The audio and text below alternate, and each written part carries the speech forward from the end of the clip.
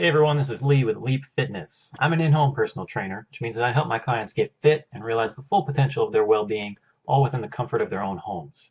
Today we're going to be talking about the topic of stretching, and specifically whether or not you should be stretching before your workouts. So let's get after it. So the practice of traditional static stretching before a workout has been around for a long time. This is when you do something like reach down and touch your toes and hold that position for 20 to 30 seconds. The idea is that you're stretching your muscles, you're loosening them up and getting them ready for the workout. And specifically, a lot of people believe that loosening those muscles up will help prevent injuries during the workout itself.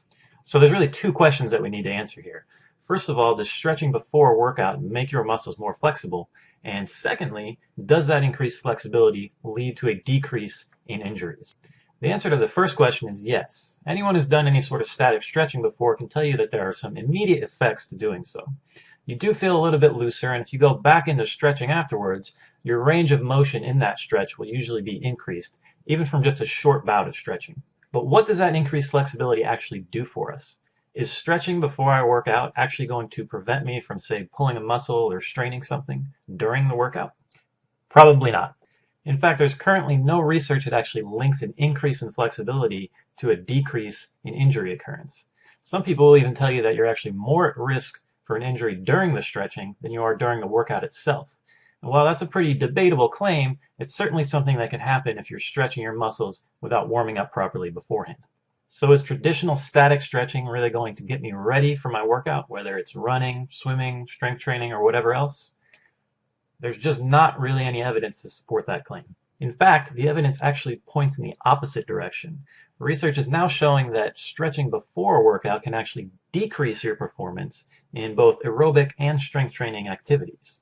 So not only is stretching before a workout not going to help you prevent an injury, but it might actually decrease your performance when it comes to the actual workout. Reasons for why this happens are still kind of up for debate. But most of the theories center around the idea that muscles that are loosened up a little bit from stretching can't produce as much power as muscles that are a little bit tighter.